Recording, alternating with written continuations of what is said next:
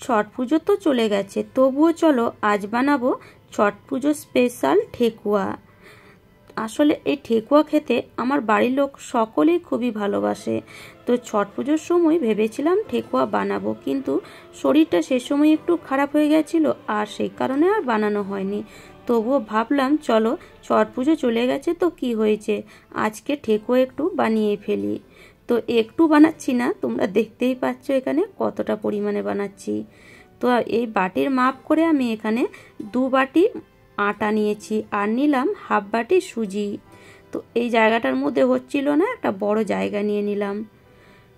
তো তোমরা তোমাদের পরিমাণ মতো এখানে কম বেশি করতে পারো, তবে মাপটা এইভাবে তোমাদেরকে দিতে হবে। তো এখানে আমি শুকনো নারকেল নিয়ে নিয়েছি, একদম মিহিন করে কেটেছিলাম। তো এখানে মোটামুটি হাফ বাটির মতন নারকেল হবে ছোট বাটিতে। আর এখানে নিয়ে নিচ্ছি মৌরি। আর এই নারকেল আর মৌরি কিন্তু ঠেকুয়াতে দিতেই হবে, তবে কিন্তু ঠেকুয়ার টেস্ট আসে। ময়দা দিয়ে তোমরা হয়তো ঠেকুয়া বানিয়েছো, কিন্তু আটা আর সুজি দিয়ে না বানিয়ে থাকলে আমার কথা মতো একবার অবশ্যই বানিয়ে দেখবে। মানে বিশ্বাস করো, এত খেতে টেস্টি হয়েছিল যে আমি ভাবতেই পারিনি এটা এতটাই টেস্টি হবে। তো চলো এবার ময়মের জন্য এখানে আমি 1 কাপ তেল দিয়ে দিলাম। আর এই ঠেকুয়াতে ময়মটাই কিন্তু মাস্ট। ময়মটা যদি ঠিকঠাক দাও, ঠেকুয়া একদম খেতে এতই টেস্টি হবে যে তোমরা একে একবার নয় বা ছট পুজোর সময় নয়, যখনই মন করবে তখনই বানাবে। তো ময়মটা 1 কাপ দেওয়ার পরে মনে হলো একটু কম হয়েছে, আবার আমি এখানে হাফ কাপ ময়ম অ্যাড করে দিয়েছি। তো ময়মটা কেমন হবে তোমাদেরকে বলছি। হাতের মুঠোয় যখন আটাটা বা ময়দাটা নেবে, হালকা হাতেই যেন মুঠোটা তৈরি হয়ে যায়। দেখো ঠিক এইরকম, মানে হালকা করে নিলেও যেন মুঠোটা তৈরি হয়ে যায়, ঠিক সেরকমই কিন্তু ময়মটা এখানে দিতে হবে। তো ভালো মতন মিশিয়ে নিতে হবে ময়মটাকে প্রথমে আটার সাথে। তো এটা মোটামুটি 10 থেকে 15 মিনিট মতন মিশিয়ে নিতে হবে। আর দেখো 1/2 কাপের মতন তেল এখানে বেঁচে গেছে, 1 কাপ নিয়েছিলাম। আর এই ঠেকুয়াতে আমি ইউজ করছি গুড়। তো আমার কাছে আপাতত গুড় খুব একটা বেশি ছিল না, যতটা ছিল ততটা আমি একটা মানে ছোট গ্রেটার দিয়ে গ্রেট করে নিয়েছি। আর এখানে উষ্ণ গরম জল নিয়েছি, গুড়টাকে উষ্ণ গরম জলে ভালো করে এইভাবে মিশিয়ে নেব। তো তোমাদের কাছে যদি এর থেকে বেশি গুড় থাকে নিতে পারো। তো ওই বাটির মাপে কিন্তু 1/2 কাপেরও বেশি গুড় বা চিনি লাগবে। তো এখানে আমি গুড়টা মিশিয়ে দিয়েছি, আর মিষ্টিটা তোমরা তোমাদের পরিমাণ মতো কম বেশি দিতে পারো। তো গুড়টা দেওয়ার আগে আমি এখানে কিছুটা পরিমাণ চিনি অ্যাড করে দিচ্ছি, যেহেতু ওই গুড় দিলে মিষ্টিটা পুরোটা হবে না, সেজন্য আমি এখানে চিনি অ্যাড করে দিচ্ছি মোটামুটি 6 থেকে 7 চামচ।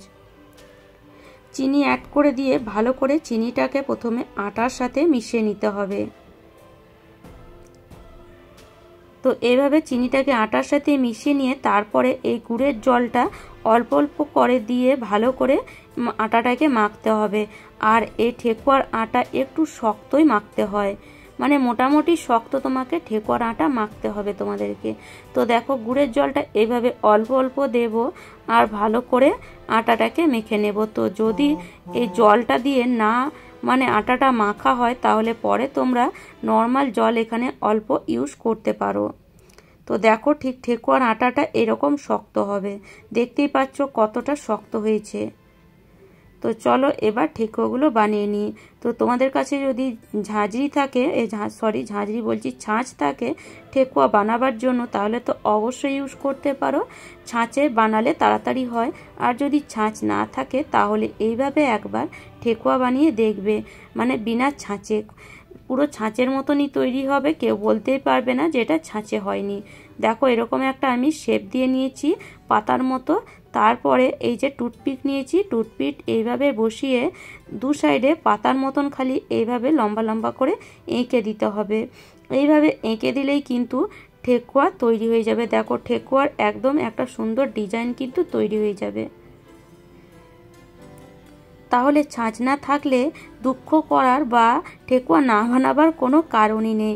দেখতেই পাচ্ছ, কেউ বলবে কি এটা আমরা ছাঁচে বানাইনি। তো এইভাবে তোমরা একটা কাঁটা চামচ দিয়েও বানিয়ে নিতে পারো। টুথপিক না থাকলে কোনো কাঁটা চামচ থাকলে বাড়িতে, সেই কাঁটা চামচ দিয়েও এইভাবে গোল শেপ দিয়ে দিতে পারো। দেখো এরকম একটা আমি ডিজাইন আরও একটা তৈরি করে দেখাচ্ছি এইভাবে গোল করে। তো এইভাবে গোল করে একটা কাঁটা চামচ দিয়ে চারিদিকে যদি বসিয়ে দাও কাঁটা চামচটা, সেটাতেও একটা ডিজাইন কিন্তু তৈরি হয়ে যায়। দেখো ঠিক এইরকম।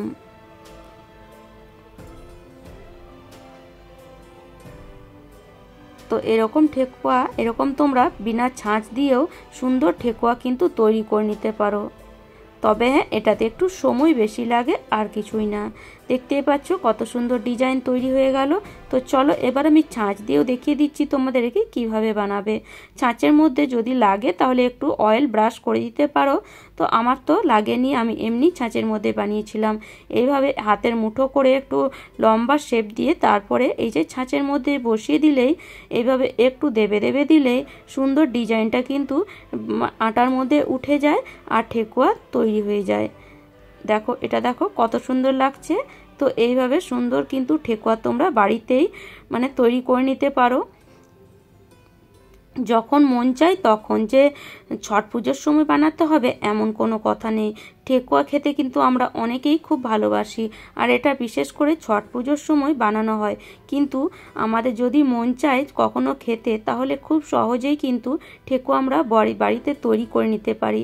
দেখো কিছুই না, খালি আটা আর সামান্য সুজি আর চিনি বা গুড় দিয়ে তোমরা সুন্দর ঠেকুয়া তৈরি করে নিতে পারো। দেখো আমি আরেকটা ডিজাইনও তোমাদেরকে দেখিয়ে দিচ্ছি। দেখো এই ডিজাইনটাও খুব সুন্দর লাগছে। তো চলো আমি কিছুটা ঠেকুয়া এখানে বানিয়ে নিয়েছি আর বাকিটা মা ওইদিকে বানাচ্ছে। তো এবার আমি ঠেকুয়াগুলোকে ভেজে নেব। তেলটাকে বসিয়ে দিয়েছি আর দেখো আমি দেখাচ্ছি। ঠেকুয়াগুলো কিন্তু খুব বেশি মোটা করবে না, এরকম একটু মিডিয়াম সাইজে রাখবে। খুব বেশি মোটাও না আবার খুব বেশি পাতলাও না। তেলটাকেও মিডিয়ামে গরম করতে হবে, হাই ফ্লেমে তো হবেই না ঠেকুয়া। গ্যাসের ফ্লেমটাকে মিডিয়ামে রেখে তেলটাকে মিডিয়ামে গরম করে তারপরে এক এক করে ঠেকুয়াগুলো এখানে দিয়ে দিতে হবে। আর যতটা তেল আছে সেই হিসাবে কিন্তু ঠেকুয়া দিতে হবে। বেশি দিয়ে দিলে কিন্তু তোমাদের পাল্টাতে অসুবিধা হবে। তেলে দিলেই কিন্তু ঠেকুয়াগুলো দেখবে একটু নরম হয়ে যায়। সেজন্য যতটা তেল আছে ঠিক ততটাই দেবে, তাহলে ভাজতেও সুবিধা হবে আর ঠেকুয়াগুলো ভাজাও ভালো হবে। গ্যাসের ফ্লেমটা এই সময় মিডিয়ামে রেখেছি। কিছুক্ষণ এটাকে ছেড়ে দিতে হবে, মোটামুটি 2 মিনিটের মতন। 2 মিনিট পর আমি উল্টে দিচ্ছি, একটুখানি শক্ত হয়ে এসেছে। দেখো নিচের দিকটা একটু কালার চলে এসেছে। যেহেতু এটা গুড়ের, সেই জন্য গুড় দিয়ে বানিয়েছি, সেই জন্য একটু লালটা কিন্তু বেশি হবে। আর আটাও দিয়েছি, সেই জন্য লালটা বেশি হবে। তবে বিশ্বাস করো ঠেকুয়াটা খেতে এতই টেস্টি হয়েছিল যে আমি ভাবিনি যে এতটা ক্রিস্পি আর এতটা টেস্টি হবে। আমিও ফার্স্টবার গুড় আর আটা দিয়ে বানালাম।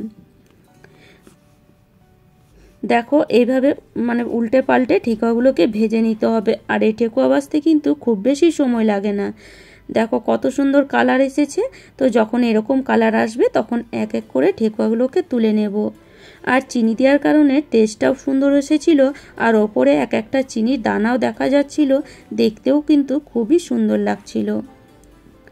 তো চলো এখানে আমার সব ঠেকুয়াগুলো ভাজা হয়ে গেছে।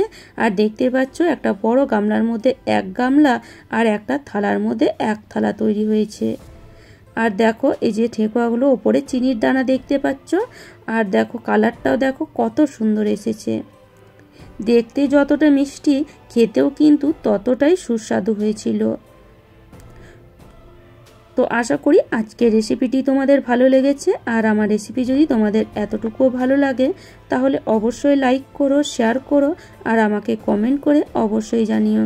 তো চলো আমি দেখিয়ে দিচ্ছি এটা কতটা ক্রিস্পি হয়েছে। এখন অনেকটাই গরম, পুরোপুরি ঠান্ডা হয়নি, তবুও দেখাচ্ছি। দেখো হাতে যদি নিয়ে এরকম একটু ভেঙে দাও, দেখো কত সুন্দর ভেঙে যাচ্ছে।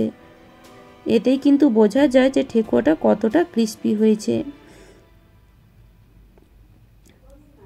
আর আমার চ্যানেলে নতুন বন্ধু হয়ে থাকলে চ্যানেলটিকে অবশ্যই সাবস্ক্রাইব করে নিও। তাহলে চলো আজ এই পর্যন্ত। ভালো থেকো, সুস্থ থেকো।